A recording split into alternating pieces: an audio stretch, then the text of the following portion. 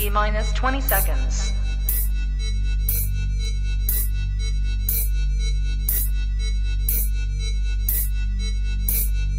10, 9, 8, 7, 6, 5, 4, 3, 2, 1, 0.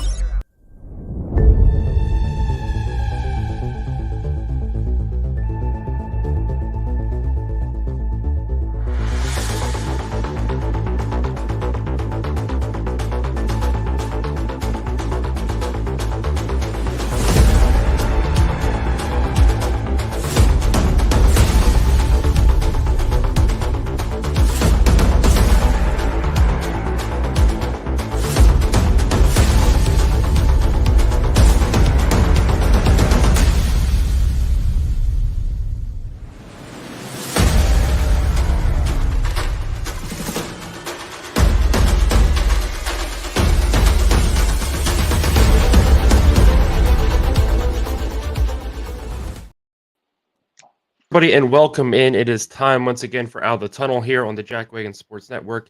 Slade, Nick, and I are all here to get you ready for a stacked Saturday in the landscape of college football. It's conference championship weekend. A lot of huge matchups to talk about. We're going to get to all of them here in a few moments. We're going to start with last night, though, and I'll go ahead and I'll just get the elephant out of the way. Oregon lost last night to Washington. And I made a video about it last night. Congratulations, Washington. They were clearly the better team this time around. And I said this, and you can make an argument that Oregon was a better team. Washington just found a way to win in their first matchup. Last night, Washington left no doubt.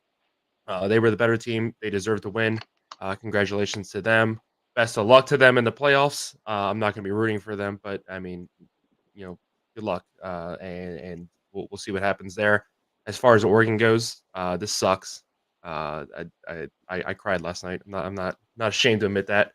It was a long night for me. But I just want to thank you, Bo Nix. He came out and said today he's not sure if he's going to play in the bowl game. So if this was your final game for Oregon, thank you for the last 2 years.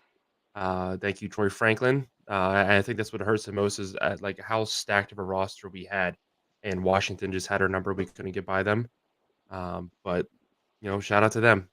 Like I said, they earned it. The play calling in the first quarter made zero sense to me.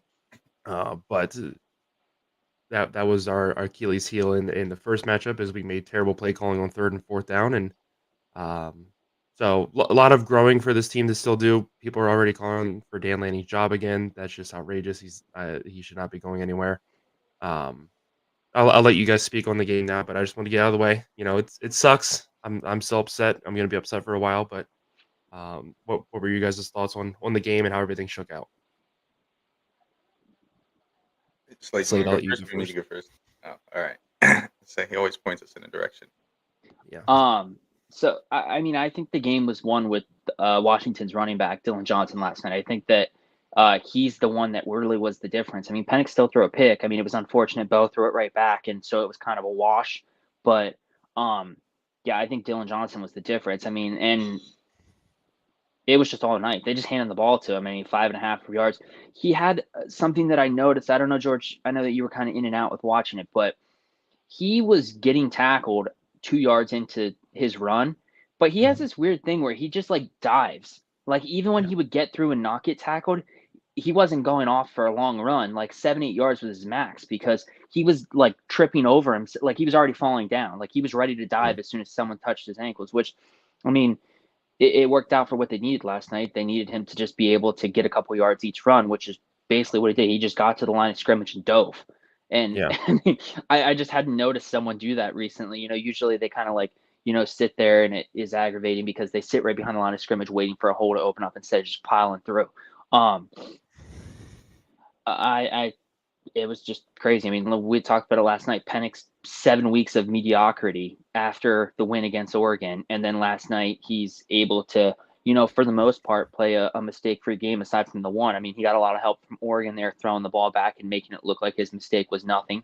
But, yeah, I mean, he definitely played last night like he did in the first 6 games of the season. The stat card might not show that, and that he had I don't know, I think 12 incompletions, an interception, only one passing touchdown. But the run game is what made the difference there. Oregon didn't run the ball. Bo Nix was their lead rusher. I mean, he had 16 of his 69 yards in that last drive when he ran for the first down. I think that's where the difference was. Oregon wasn't able to run the ball at all, or Washington was in the backfield for the most part. And so Bo Nix was doing a lot of play action pass, running out to the side. I do hope that Oregon and Penn State gets playing a bowl game. I want zero excuses for Penn State's entire team showing up at the bowl game and Oregon showing up with a lot of second stringers. But yeah, I think it was a good game last night. As much as this lived up to the hype, I think I'm assuming we're going to talk about it, but I think the other game was just as good that we got to see last night too.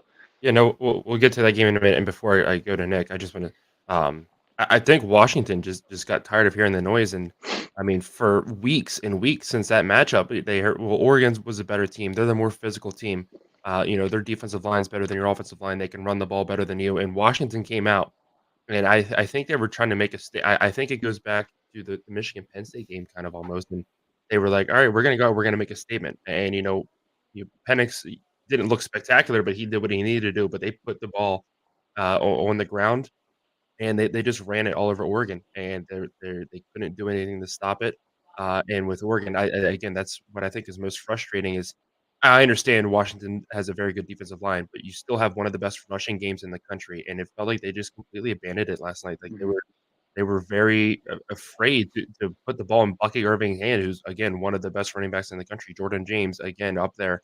And those are the guys that got you to this point. And they just could not, for the life of them, they again, like James Franklin in that game, just kind of, or I think it was more the Ohio State game, just, oh, the run's not working. Let's just abandon it. Let's just solely throw the ball. And Washington has an outstanding secondary. They proved that last night. And then, by the end of the game, Oregon's defense was worn down, and Washington was able to just run out the clock, and that's what helped them get the victory there late. Nick, your thoughts on that game before we talk about the Liberty New Mexico State game? Yeah, like Slade said, great game. Early on in that game, we thought it was gonna get and stay out of hand. George was convinced that the 2 scores that Washington went up was going to be the end result. But Oregon ended up, getting their shit together, coming back, making an interesting game. It was I tell you what, I've hated on the Pac-12 a lot in our time doing this podcast, and outside of the podcast. But what a way to send off the Pac-12. I think that was, especially with the way the Pac-12's been hyped up and talked about all season long, that was what we wanted out of the final Pac-12 championship game. It delivered, and it's sad to see you sit here and go through what Slade and I go through every time Penn State plays Ohio State or Michigan. But at the end of the day, it was 2 great teams, and like you said, Washington's got a tough road ahead, because making it to the playoffs is only the first step. Nobody cares about that. The fact that you made it to the playoffs, people care about national championships. So it'll be interesting to see how the rest of Washington's season goes. Like Slade said, I hope we get that Oregon Penn State matchup to give us a preview of what's to come in the next few years. But great second game of football last night. Yeah. I mean, that's the one thing I don't think Slade and I talked about yet is, I think that's what made me more emotional last night than anything. Like, yeah, it sucked that my favorite team just lost, but knowing that, the football I've grown up on and the style of play and all this stuff, I became an Oregon fan in 2009, and I kind of just threw myself into the fandom. I was a huge West Coast football fan. I love Pac-12 After Dark. And now it's over, just like that. Like there's no big ceremony to go out on.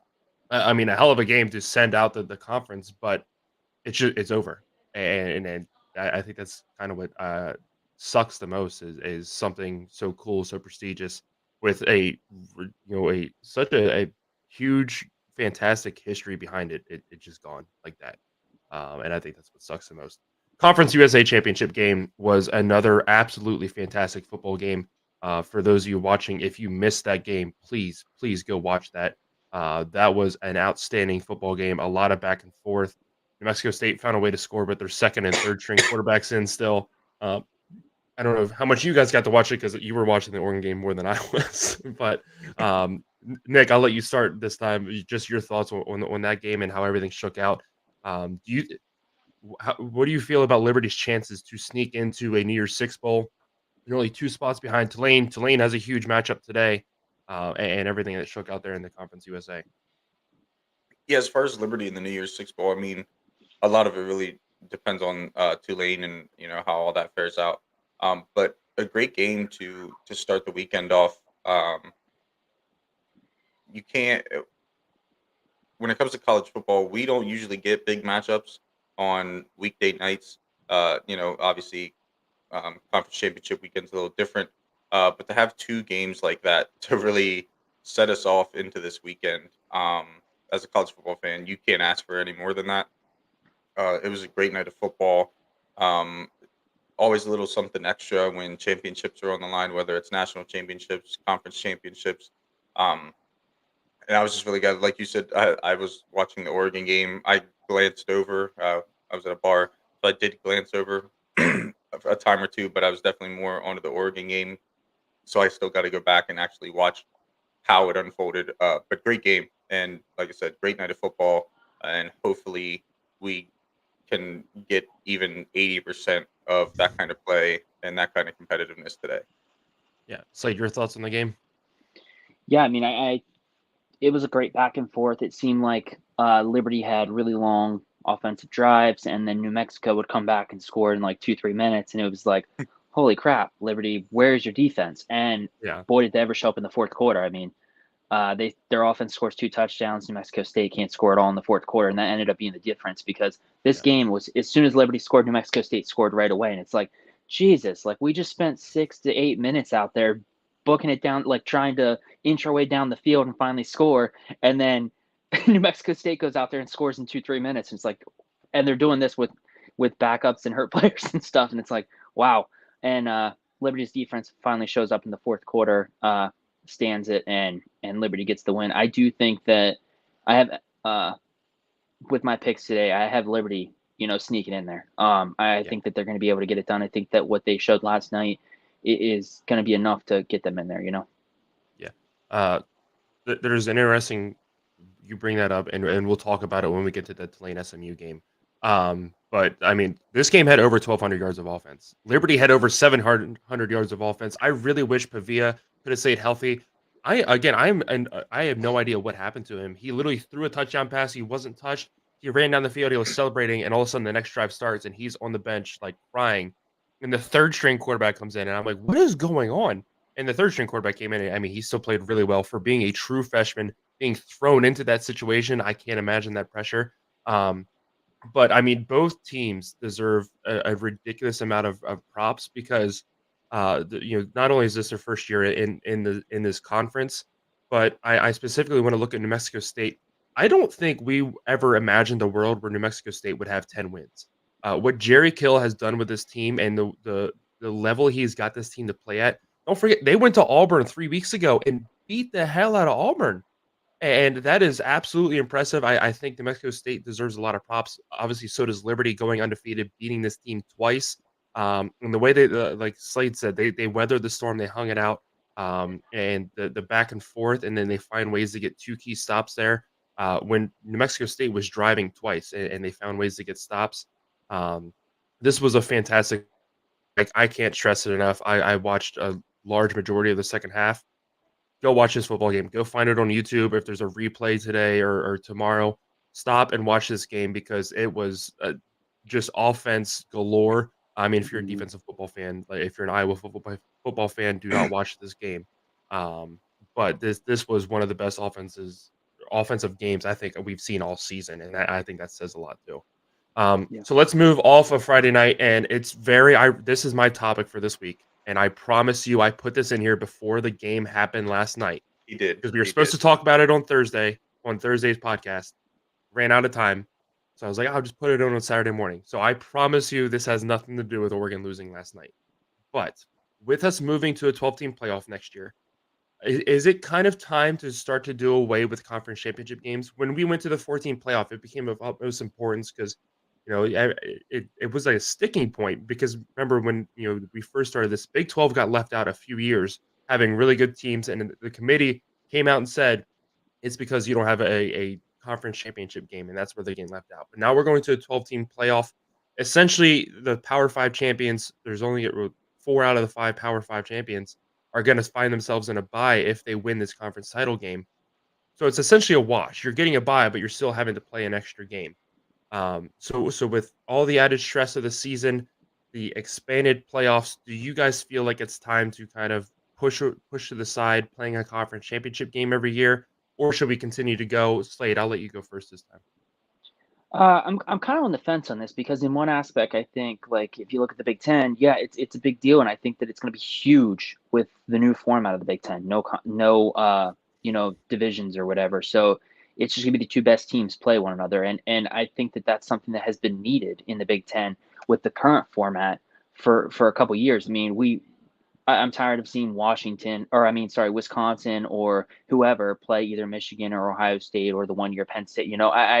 It's it's disappointing to see that because I mean you see obviously anything can happen, but you see all the words that are being said like why is Michigan even playing this team? Like this is a ridiculous like game to go into this. I think that in that aspect, yeah, I think the conference championship game should be gone. I think it should be like, look, Michigan's the undefeated team. They shouldn't be playing Iowa to go into this. I don't think Iowa deserves to go and even have the chance if an upset happens to go play or to say they're the Big Ten conference champion.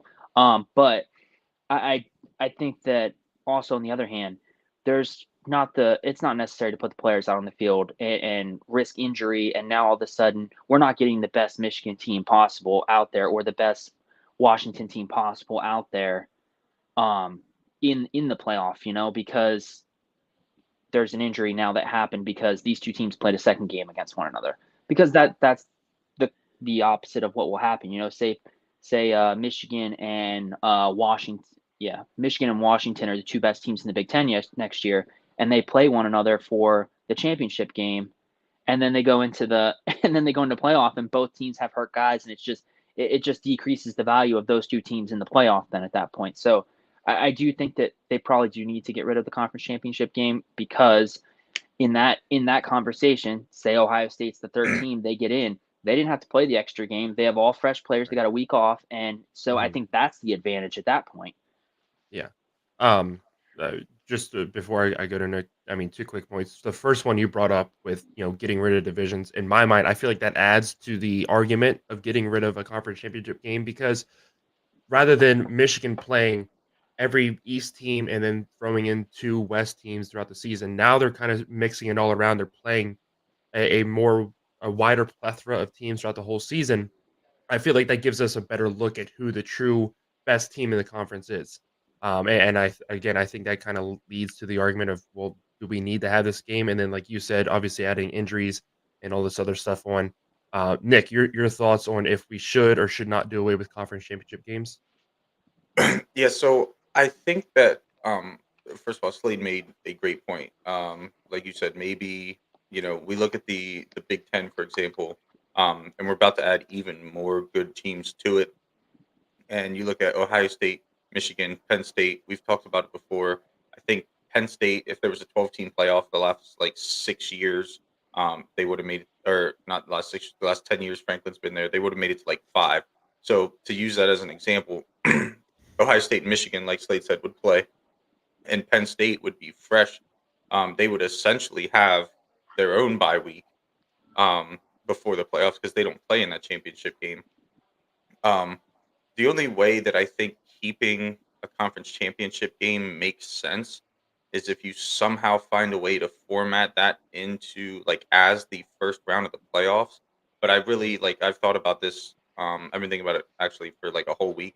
I don't think there's a good way you do that because not all the time is the second best person or team in a conference going to be playoff worthy necessarily.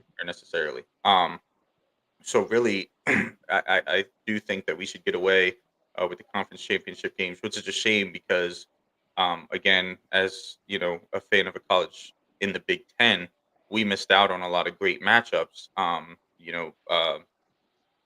Rematches between what essentially would have been Ohio State or Michigan in these or conference championship games, so that Michigan or Ohio State could go smack on Iowa.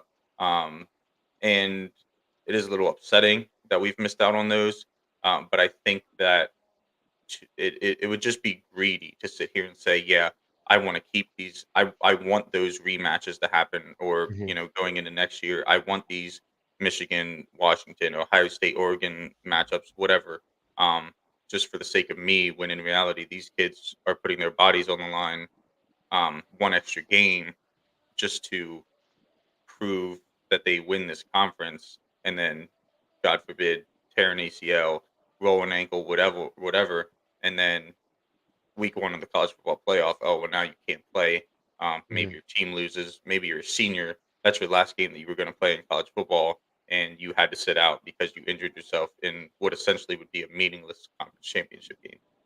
Yeah. I mean, the last point I want to add is I feel like it's going to take away from rivalries at some point. And maybe I'm wrong here. Maybe I'm in the minority, but I don't want to see Ohio State and Michigan play 2 or 3 times in a season. Like I think that game is special because it happens one time a year. It has a lot of hate behind it. I don't want to see them, play the last week of the season, turn around and play the next week, in a conference championship game now without divisions, and And then then both make there's the a playoffs, maybe possibility, play yeah, there's again. a possibility they can meet again in the playoffs. So I feel like, and that won't be the only case. If you look at the SEC, there there is going to be one conference next year that has divisions, and that's going to be the Sun Belt. And so I worry at some point we're going to start to take away from some of these rivalries if we get repeated matchups throughout the entire season. I feel like it's different from the NFL where you expect the Bears to play the Packers twice a year. Like that's a given, the home and home. And maybe it happens that they play in the playoffs as well, but it's rare. And I feel like that is going to be with how good a lot of the top tier teams are in some of these conferences and the rivalries they have established. I feel like again at some point we're going to start to take away from the meaning of some of these rivalries if we're playing them 3 times in a season. Um, But on the flip of what you're looking at there, I understand the meaniness of the rivalry, but what what if Oregon got to play them and they end up getting the better hand in the playoff now? Because Oregon's probably going to drop to 10th, 9th or 10th. They'll be right around Penn State with their record. I think they go behind Missouri, but um, what if they play Washington again in the playoff and that's the game they win, and then everyone from Oregon's like, yeah, but we won when it mattered. We didn't win the yeah, ranking games, we didn't win the conference championship or yeah, the part that made it mattered in the ranking, but we won when it mattered. And I think that would be a huge thing because that'd be crazy if Michigan beat Penn State twice or Ohio State twice in one year, and then Ryan Day does what Ryan Day does in the playoffs and is able to best Michigan. yeah. It'd be great for that respective team, but again, I think it goes back to, well, what was the point of us playing in the conference title if we both made the playoffs? I think it's going to be a And ranking game. yeah, and so that's kind of where I was coming from. It's fine if they match up in the playoffs. I get that. It's going to happen, and I think that'll be an amazing atmosphere. Could you imagine that being, they're both ranked 5 or lower, and they match up at one or the other's home field. Um, and so I think environments like that will be great. But like I said, I just don't feel like it's necessary at that point. Like I said, to play in the conference title then because what's the point of this rather than just for seeding? Mm-hmm. And I think that's just kind of a wasted game at that point. Um, Talking about the 12-team playoff that is coming next year, how are we feeling? Are we excited? I feel like this was the best case. I'll let you guys go first. Nick, this is your topic, so I'll let you talk about the 12-team playoff first. Yeah, so I've been noticing a lot uh, on TikTok, Twitter, all that. People complaining about the 12-team playoff. It's too many teams. It's this. It's that. Um, for example, as a Penn State fan, I've noticed multiple comments on Twitter. Oh well, Penn State couldn't beat Ohio State and Michigan this year. Why would they deserve to make it in the playoff? I think that we're looking too far into this. I'm a college football fan. I turn my TV on. When we get off the podcast, I turn my TV on College Game Day, and to some form of another, even if I'm busy, college football is on either in my house or on my phone if I'm out doing something all day until I go to sleep. If I happen to go to sleep before the end of it, them Pac-12 games be getting late sometimes, so I don't always be watching all of them. But as a college football fan who truly loves college football, all this does, this 12-team playoff, from a fan's perspective, one, it gives more teams a chance. Because like Slade said earlier, anything can happen. You know, you might lose to a team twice, turn around, be able to beat them. That's the great sport of football. It's what happens. Now, obviously, we were just talking about we don't want that. I don't care. This isn't the NFL. I don't want to see people playing 3 times a year. But anything can happen. So one, it gives your team a chance. Two, it's just an opportunity for more great college football. Like we get hyped up over regular season games that don't matter just because 2 good teams are playing.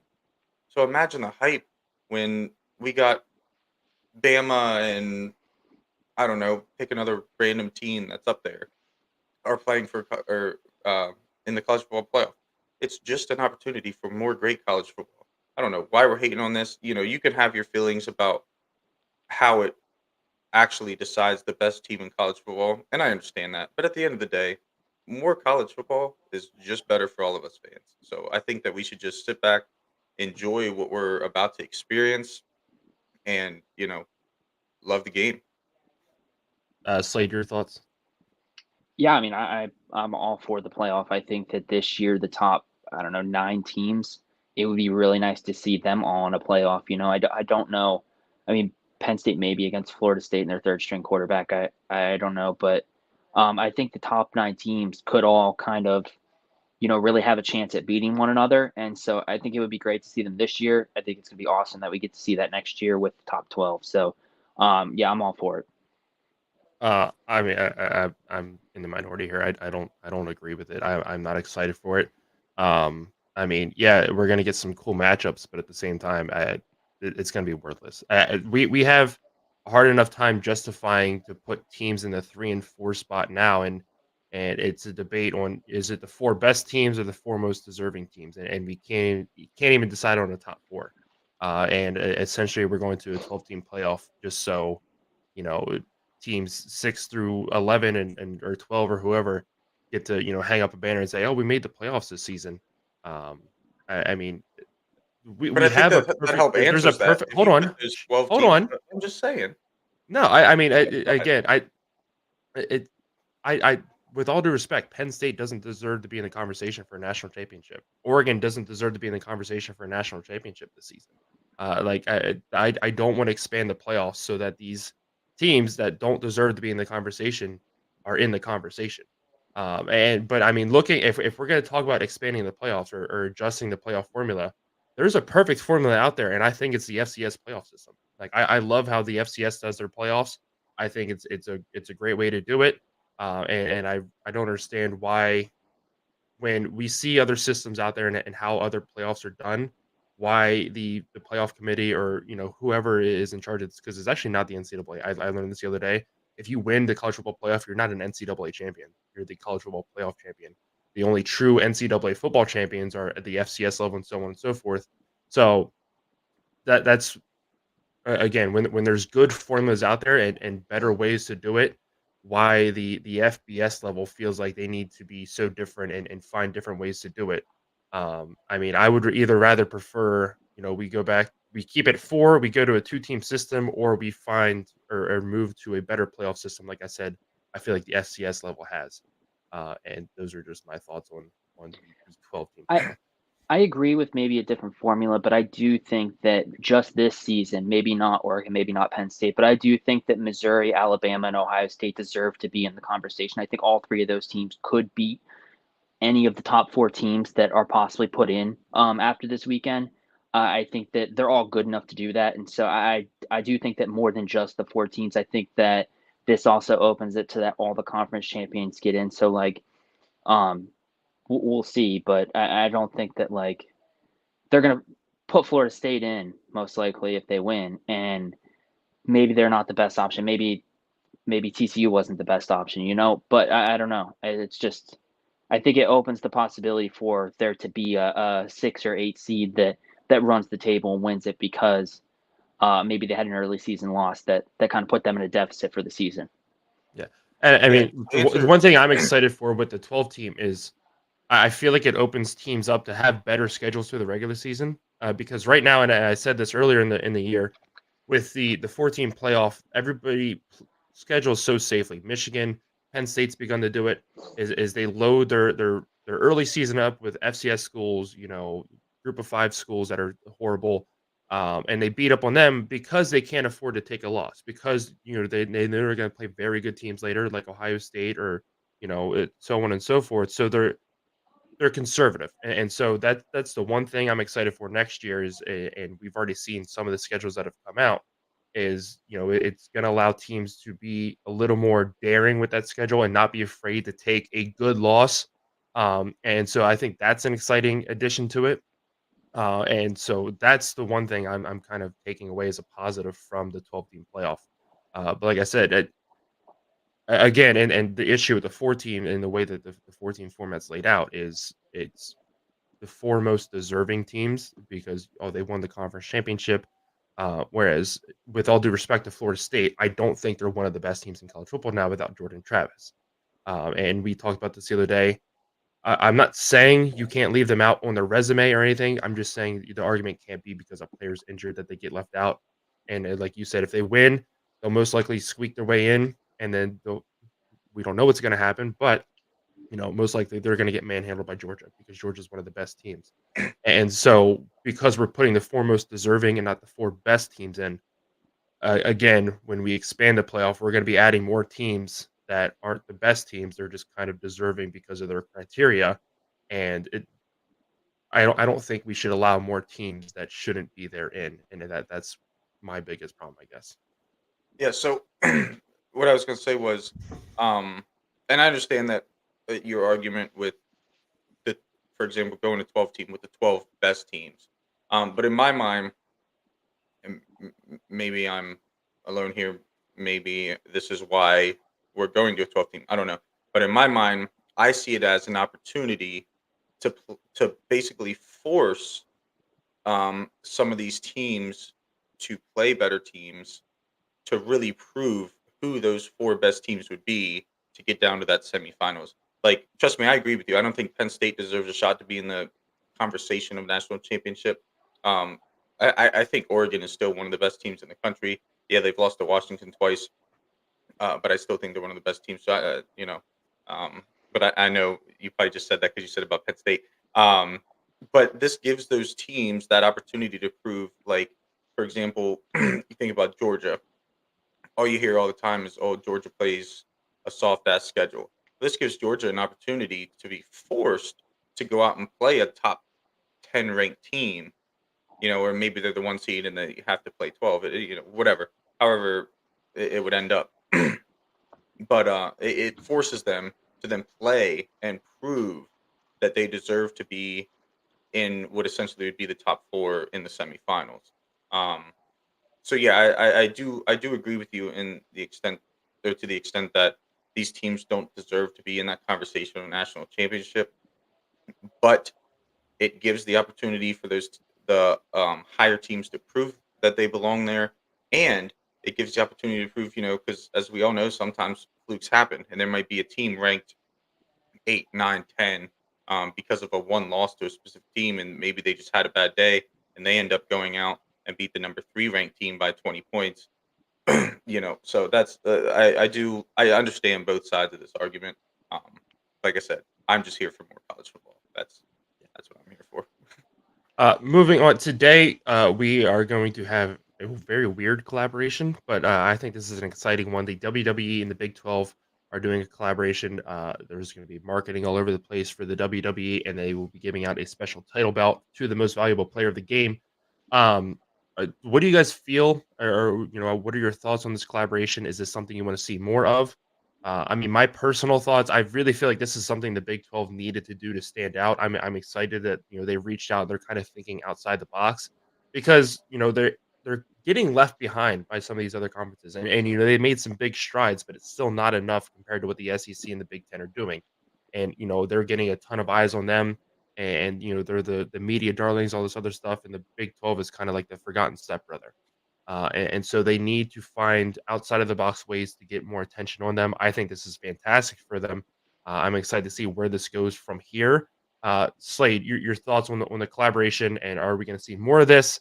Do you want to see more of this, and so on?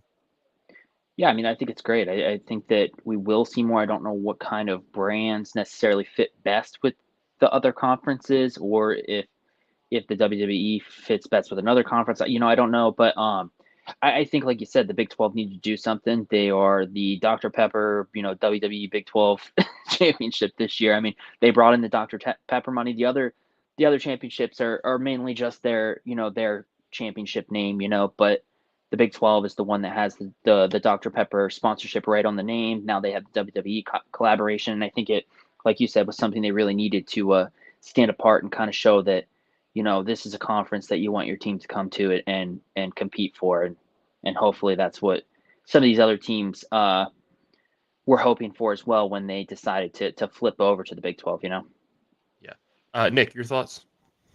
Yeah, first of all, I think this is great.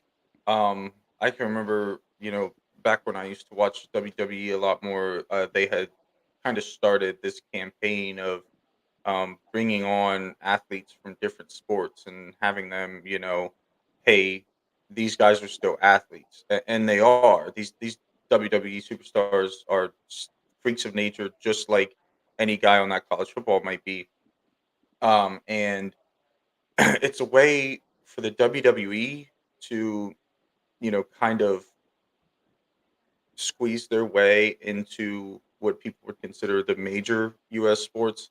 But it's also a way for college football, specifically the Big 12, um, to show their support for the WWE, which the WWE is,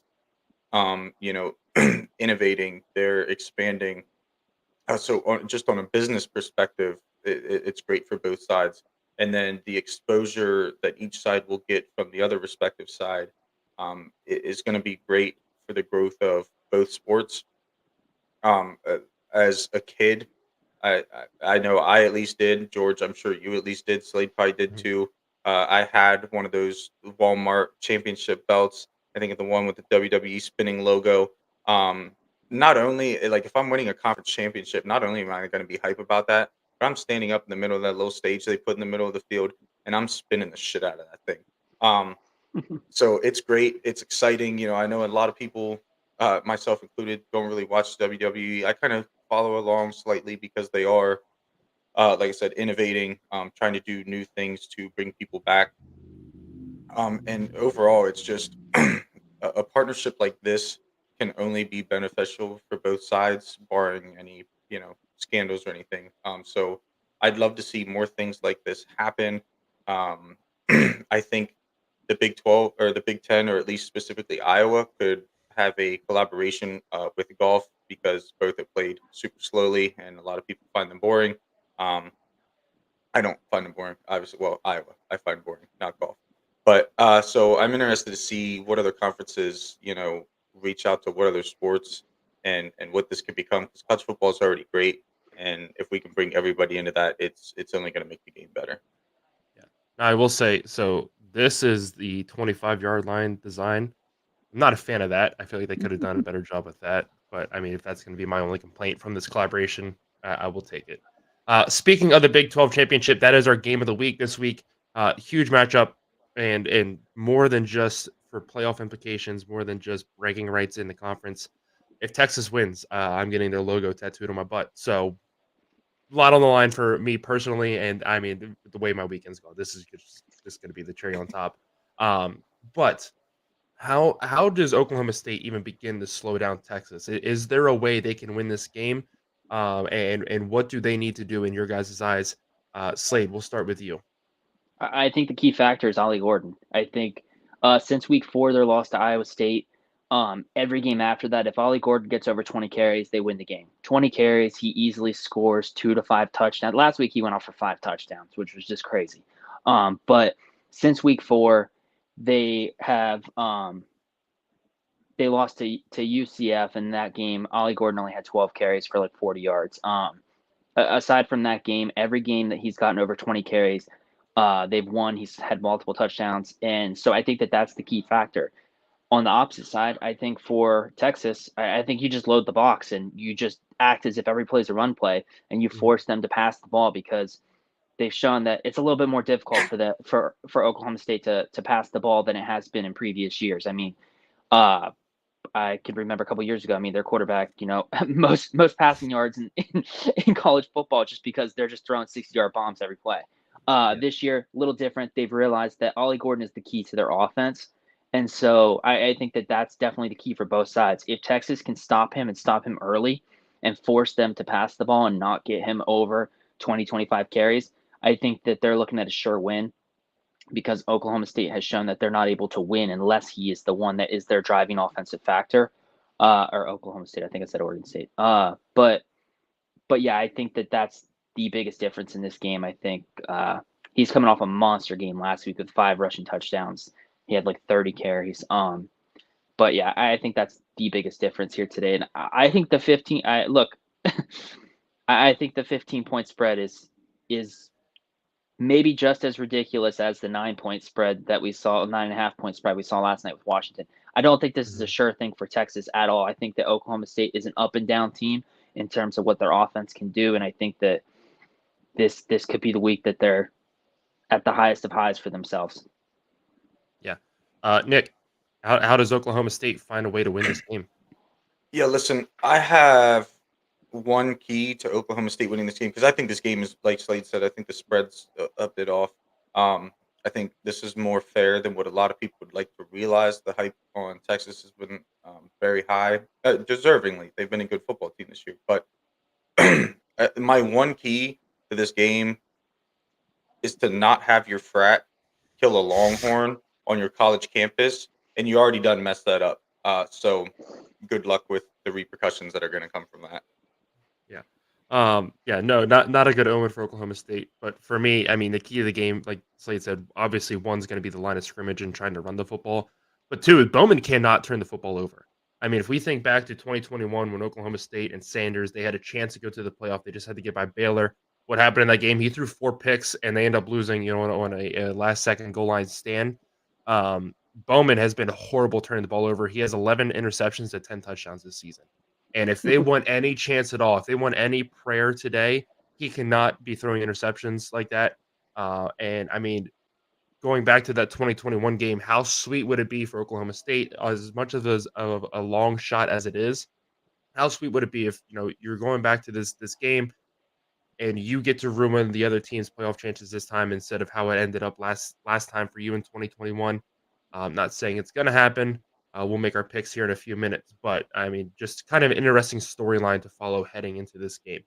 It's time now for our cash out picks. Let's go ahead and look at our record so far this season. Nick, you are 16-15. Slade, 2-0 last week. Congratulations. You had a great week last week. You're at 11-18. I'm sitting at 15-16-1. I said this all season. I just want to be 500 at the end of the year. If I can go 1-0-1 today, I will consider that a huge victory. But we shall wait and see. Nick, go ahead and give us your cash out picks for today. Yeah, so we talked about this last night.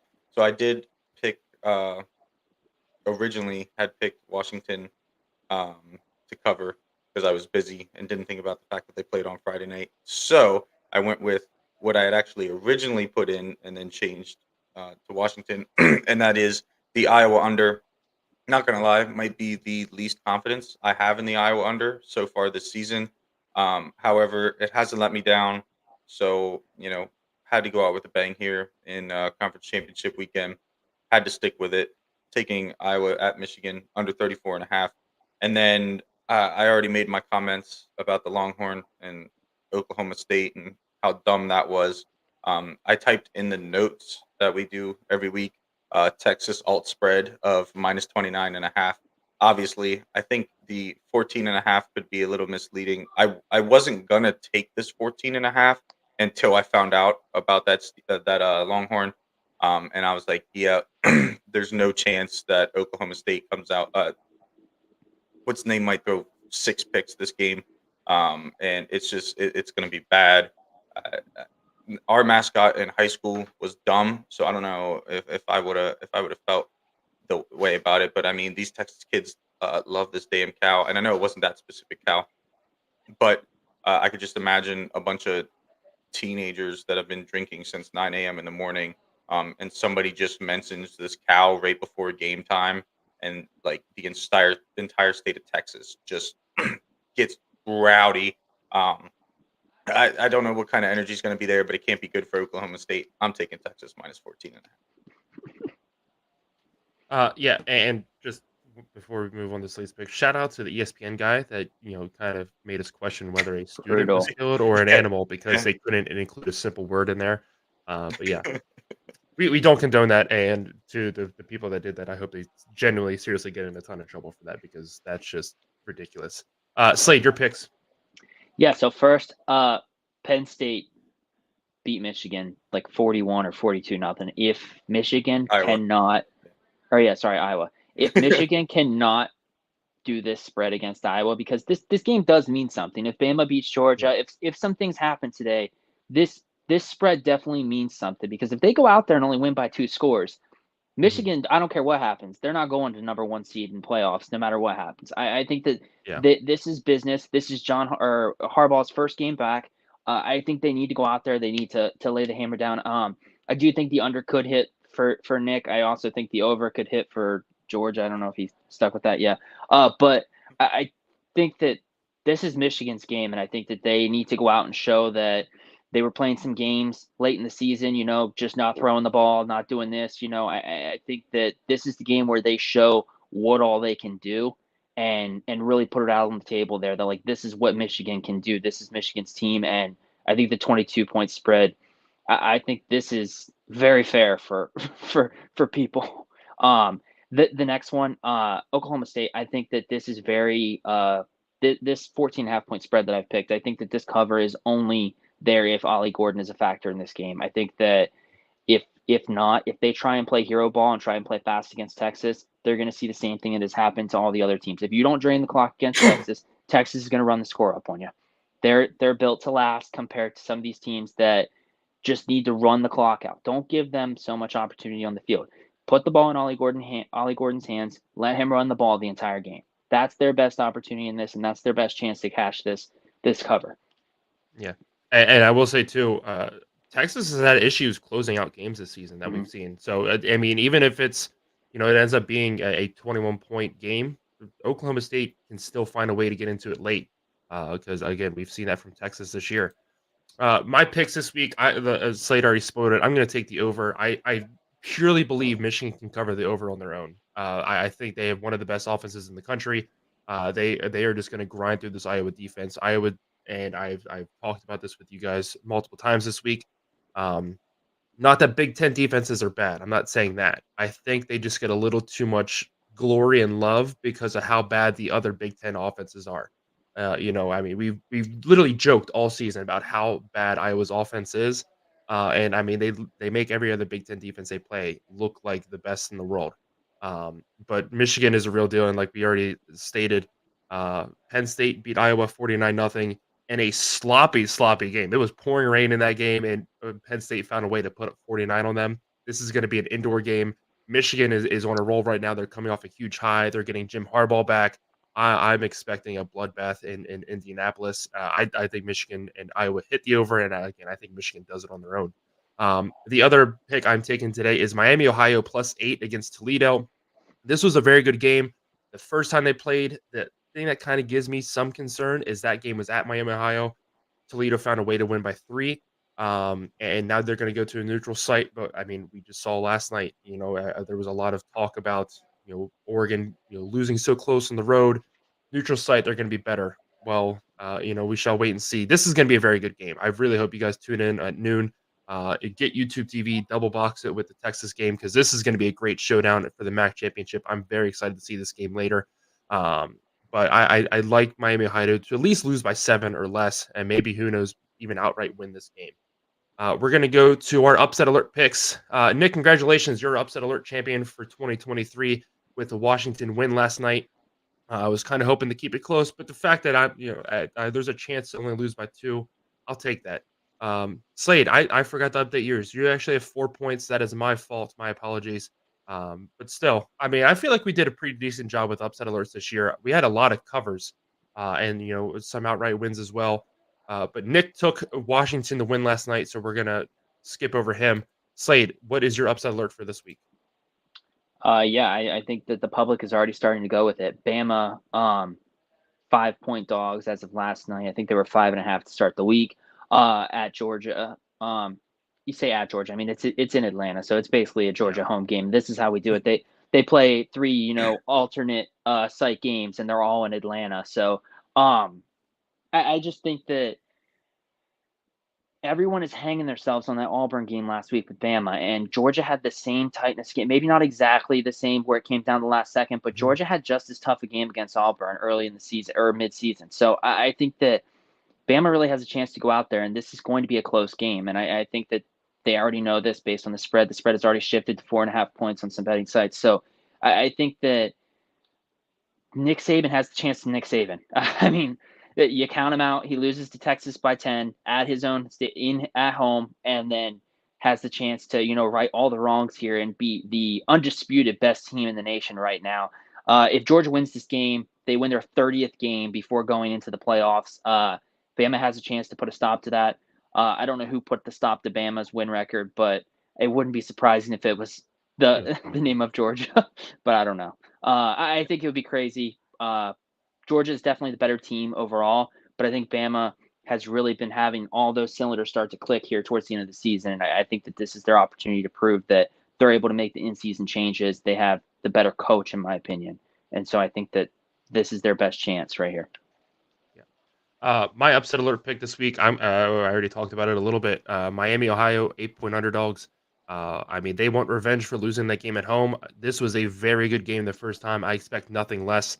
Miami, Ohio has been on a tear ever since that loss. They've looked very, very good in every single game.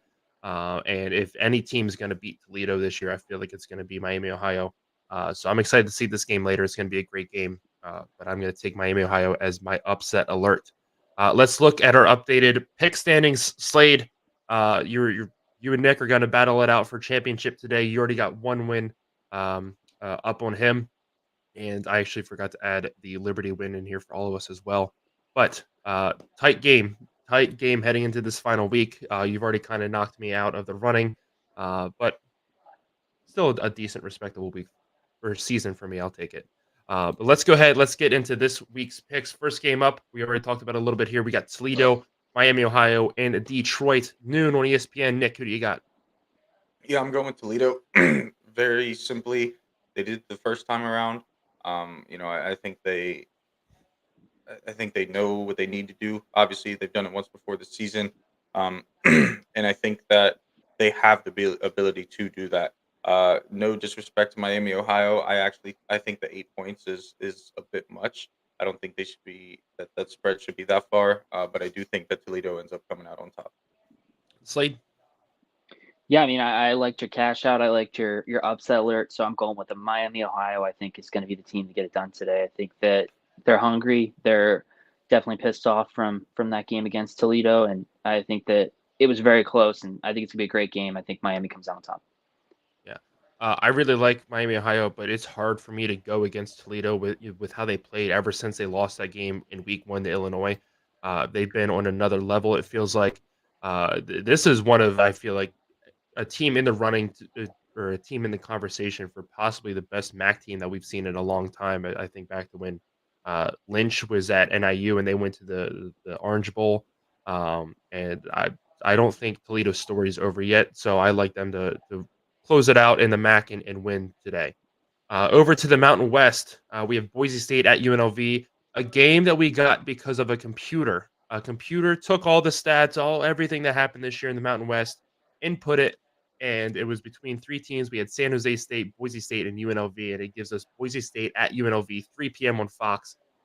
Great turnaround for Boise State this year. An amazing season for UNLV. They have never been in the conference championship for the Mountain West, so congratulations to them. Nick, who do you got? Yeah, I'm going with Boise here. Had a great season. You know, they've sputtered a little bit throughout the season, but I think that they're where they want to be in this game, and the experience of playing in this game is going to make a big difference. So that's why I'm going with them. Slade. Yeah, I mean, I'm going with UNLV. I think that they had a rough game last week. I don't know if they necessarily played their best, but I had Air Force making this game and winning it this season. UNLV was able to take them out, so I'm riding with them now. Yeah. I took Boise State in our preseason picks to win the Mountain West. It's still alive. I just feel like UNLV is a better team, so I'm going to take them, especially being at Playing home. at home. Yeah. And shout out to the Allegiant Stadium staff for flipping this field over from the Pac-12 championship last night to the Mountain West championship today. Impressive feat. But again, I feel like UNLV is a more stable team. Boise State is very up and down. They also don't have an actual head coach right now. So give me UNLV at home. In the SEC, an underrated storyline in this game. This will be the final SEC game on CBS, the final SEC championship on CBS.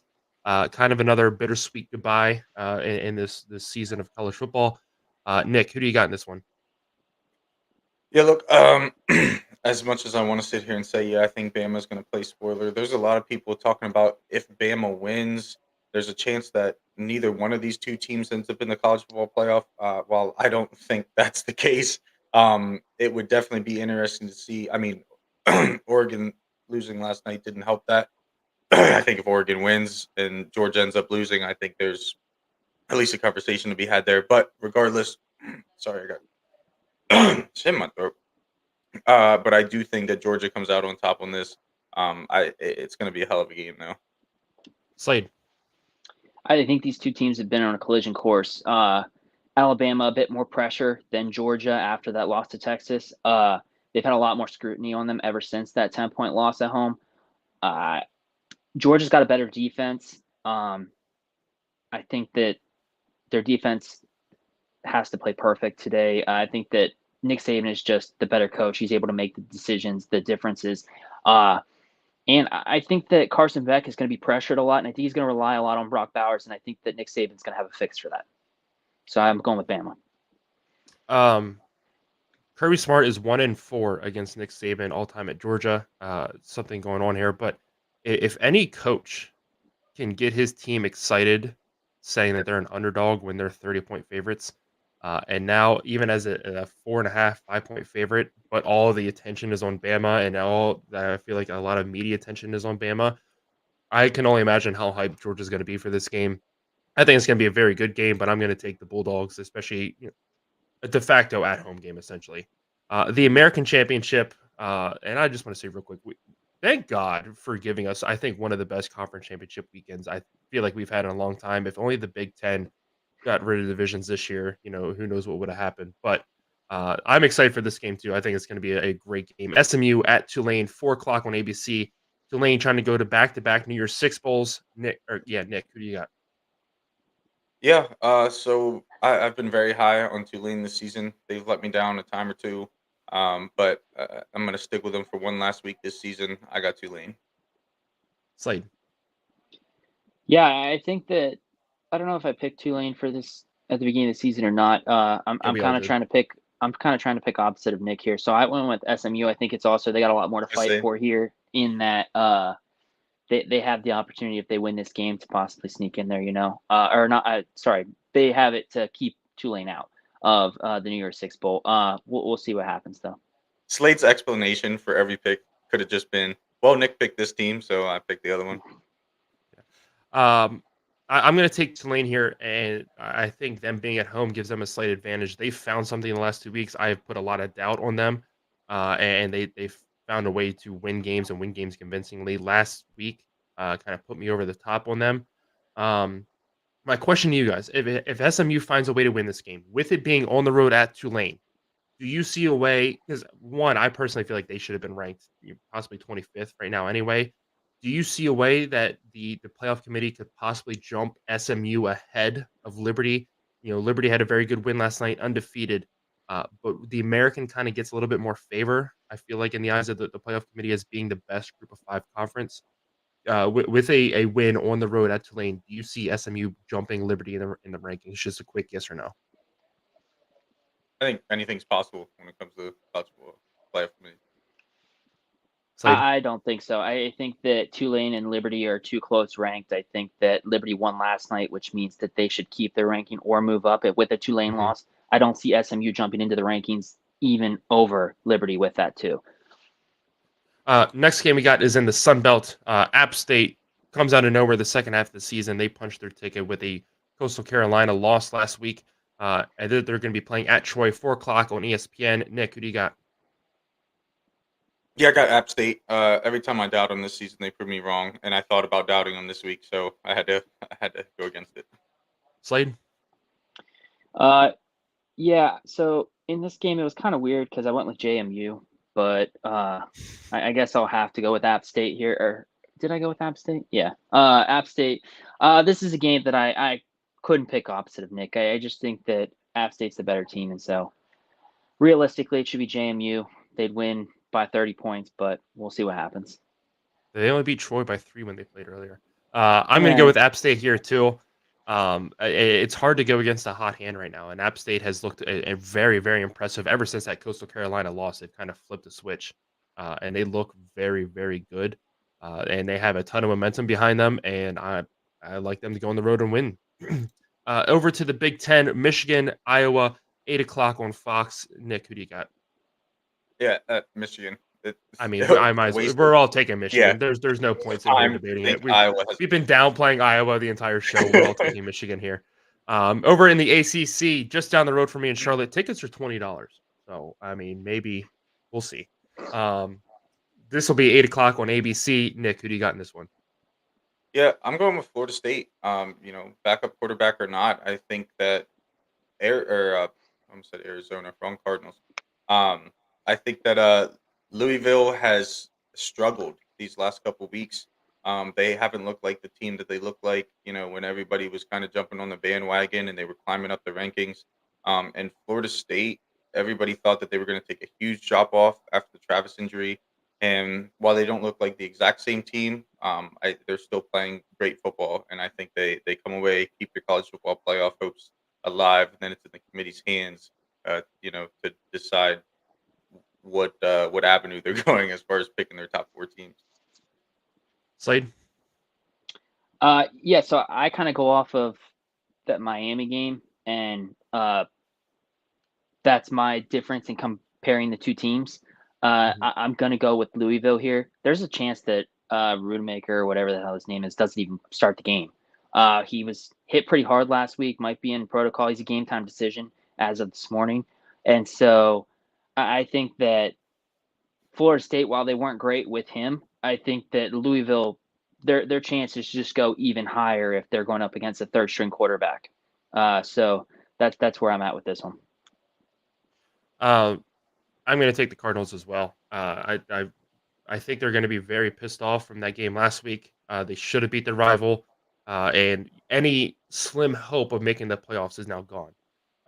And so I think they're going to be very frustrated. They're going to come out. They're going to play very physical. And again, with Florida State, the injuries are just piling up for me to put too much belief in them. And if they have to go to a third string quarterback now, I just don't see a way that this offense can produce enough to keep up with Louisville's fast-paced offense. And I think Louisville finds a way to win the ACC title. Game of the week, Big 12 Championship, noon on ABC. Oklahoma State, Texas. Nick, who wins? Oh, as much as I hate to say it for your ass cheeks, I got Texas in this one. I think they're the better team. We kind of we were high on them, and we kind of dropped down early in the season, a couple weeks in. And now, as Slade would say, Texas is back, and I think they come away with this. Slade? Texas won 96, the inaugural first season of the Big 12. I think they put a stamp on the book. They kind of, silence a lot of people in that everyone wants to upset Oklahoma and Texas before they leave. Oklahoma State's set up to do the best that themselves. I do think that Ollie Gordon's a difference and that they possibly covered the spread, but I think that Texas is the better team here. I think that they're going to end up getting jilted in the playoff. conversation, but I do think that they have enough to win today's game. Yeah, I'm going to go with the Longhorns too. I just can't pick against them. I don't think Oklahoma State is a good enough team to put any kind of belief in them. And Texas, and while I mentioned it earlier, they struggled closing out games. They still find ways to win these games. I would have really much rather had Oklahoma Texas rematch. I feel like that would have been the better game. But Texas has heard the noise all season now. You know, the Big 12 commissioner came out and told Texas Tech to go out and beat them. And they just want to leave this conference with one final FU to the conference, to the Big 12 commissioner. While Oklahoma State may find a way to stay in this game, they're just not going to be good enough to beat Texas. And I disagree with you, Slade. I think Texas finds a way to finagle their way into the playoffs, especially with the Florida State loss. That'll wrap up this week's edition of Out of the Tunnel. We will be back next Saturday. We're going to preview some bowl games for you guys. We're going to get you ready for the Army-Navy game. I will be here tomorrow as well as the playoff rankings are unveiled, give you a live reaction to them. We're going to talk a lot about that. Nick might join me. We'll have to wait and see. But I will definitely be here to talk playoff rankings with you guys. So hopefully you join us there. And then don't forget, weekly Blitz Boys is coming out when it gets released every Thursday morning. So make sure you guys check us out over there. We'd really appreciate the support. As always, thank you so much for spending your Saturday morning with us. And we will see you guys in the next video.